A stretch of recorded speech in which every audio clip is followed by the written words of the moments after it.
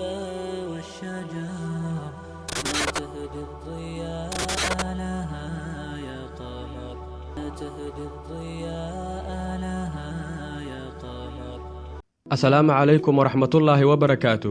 allah subxaana wa tacaala markuu bini'aadamka abuuray waxa uu ka abuuray hal meel, balse muuqaalkooda wejiyada iyo xubnaha isku si uma abuurin, way ku kala duwan yihiin. qaar baa isku dheggan sida mataanahan oo kale, waana allah subxaana wa tacaala quwaddiisa iyo abuurkiisa.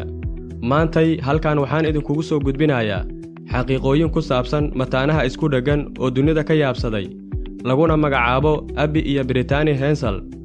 waxay dhasheen sannadku markuu ahaa 1990kii. waxay ku dhasheen nolol midda ugu daran oo cidhiiri ah. waxay dhasheen iyagoo isku dheggan, kadib nolol ay ku dhibtoodeen xagga carruurnimada. ugu dambayn way koreen oo waxay noqdeen kuwo waaweyn, waxayna soo saari jireen TV show iyaga u gaara. kadib sannadku markuu ahaa 2012 waxaa burburay TV showgoodii, laakiin noloshoodii ma istaagin mana isdhiibin, ee waxay sii wateen noloshoodii. waxay beddeleen dunida, waxayna dadka tuseen noloshu inay si walba u suurtagalayso. waxay samaysteen bandhigyo iyaga u gaara oo ay dadka ku tusayaan qaabka ay u nool yihiin iyo sida ay noloshooda ugu qanacsan yihiin. Abby iyo Brittany Hensel waxaa lagu naynaasaa mataanihii isku dhegganaa. hubaashii labadoodu waa kuwo ka mid ah dadka dunida ugu dhiiran uguna firfircoon. sidoo kale waxay leeyihiin maskax aad u fiyow oo caafimaad qabta. weligood noloshooda caqabad niyadjab ah ma soo gaarin. iska daa inay iyagu niyadjabaane, waxay dhiirigeliyaan gabdhaha yaryar ee nolosha ka niyadjabay, murugadana wehelka la noqday. arrinta kale oo la yaab kale ayaa waxay tahay labadan mataane inay jidhka keliya wadaagaan, balse aysan xubnaha wadaagin. xubnahoodu waa kala soocan yihiin, sida caloosha, beerka, lafdhabarta, sanbabaha. intaasba way ku kala duwan yihiin, mid walbana waxay leedahay xubinteeda u gaarka ah. sidaas oo ay tahay waxaa jirto arrin la yaab leh, arrintaas oo ah inay labadan mataane leeyihiin hal xubin oo taran ah, waana sababta waalidiintood u diideen in qalliin lagu sameeyo markay dhasheen. xubinta taranka ayaa ah halka xubin oo ay wadaagaan Abby iyo Brittany. sidoo kale waa mataanaha keliya oo ah kuwa qaasa qaabka ay iskugu dheggan yihiin iyo sifooyinka ay gaarka u leeyihiin. sidoo kale Abby iyo Brittany waxay iskula shaqeeyaan qaab cajiiba. waxay xubnahooda u kala maamulaan qaab la yaab leh. mid waxay xukuntaa gacanta bidix iyo lugta bidix, halka midda kale ay xukunto gacanta midig iyo lugta midig. waana midda ka yaabisay dadyo fara badan oo mataanahan la kulmay. markay doonayaan inay socdaan, hal mar ayay wada qaadayaan saanta si aysan xanimaad u dareemin. ma qiyaasi kartaa siday ahayd xaaladdooda markii ay yaraayeen? hadda waa dad waaweyn oo isfahmaayo, laakiin nolosha carruurnimo waa mid aad u dhib badan. waalidkood waxay sheegeen markii ay yaraayeen inay dhib ku ahayd inay socodka iyo oohinta isla fahmaan.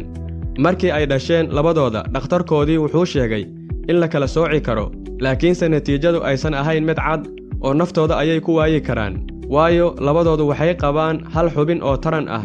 taasina waa mushkilad aad u weyn, balse waalidiintoodu arrintaas way ka diideen dhakhtarka. laakiin labadoodu ma doonayaan in la kala sooco maanta, waayo aad iyo aad ayay iskugu kalsoon yihiin, iskuguna faraxsan yihiin. telefishinka TLC oo ay ka shaqeeyaan labadan mataane ayaa go'aansaday in laga sameeyo filim dokumentari ah oo noloshooda ku saabsan. labadooduna way ku raaceen, kadibna waxaa laga soo daayey barnaamijkooda u gaarka ah. dokumentarigaas wuxuu noqday mid guulaystay. waxay ka qalanjabiyeen kollejkooda sannadku markuu ahaa 2012. haddana waa macallimiin xisaabta bara ardayda dugsiga sare iyo dugsiga dhexe magaalada Minneapolis ee dalkaasi Maraykanka. waxayna awoodaan wax walba oo uu qaban karo qofka caadiga ah. arrinta kale oo ay mucjisada ku yihiin labadan mataane waxaa waaye jirkoodu waa mid qura, laakiin maskaxdoodu waa labo. waxayna leeyihiin fikirro kala duwan. Abby waxay jeceshahay xisaabta, halka Brittany ay ku fiican tahay wax qoridda. taasina waa mucjiso kaloo rabbaaniya oo ay leeyihiin labadan mataane. sidoo kale waxay leeyihiin qaabka isteelka oo kala madax bannaan. qof walba waxa uu leeyahay dhar isagu uu jecel yahay. waxbarashadu waa astaantooda koowaad oo ay jecel yihiin. mudnaanta koowaadna mar walba waxay siiyaan waxbarashada. waxayna ka qalanjabiyeen jaamacadda la yidhaahdo Bethel oo ku taalla magaalada Minneapolis. marka la fiirsho dhanka lamaanaha iyo jacaylka, labadoodu waxay leeyihiin hal riyo oo ah inay helaan laba nin oo kala jecel labadooda, guri iyo mustaqbalna ay la wadaagaan. laakiinse caqabadda jirta ayaa waxay tahay inay wadaagaan hal xubin oo taran ah. taas ayaana guurkooda caqabad ku noqotay. Oprah Winfrey oo ah qoraa caana oo dunida laga yaqaan ayaa jecel labadan mataane shakhsiyadooda iyo siday iskugu kalsoon yihiin. waxayna la kulantay Oprah Winfrey labadooda markay jireen da'da 6 sano.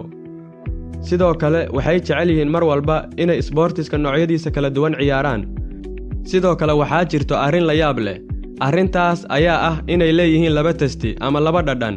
markay cunto cunayaan waxay dalbadaan cunto kala duwan maxaa yeelay isku dhadhan maahan oo way ku kala duwan yihiin halkaas.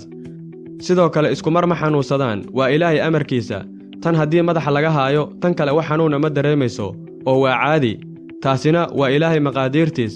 sidoo kale waxay leeyihiin labadan mataane saaxiibo fara badan, mar walbana waxay jecel yihiin inay dadka wax baraan oo wax u faa'iideeyaan. taasina waa mid ka mid ah Abby iyo Brittany hobbigooda. labadan mataane ayaa jirkoodu iskaga dheggan yahay ilaa qaybta sare ee madaxa ilaa iyo dhabarka ama sinta. waana mid ka mid ah mucjisooyinka rabbaaniga ah ee Ilaahay koonkan ku abuuray.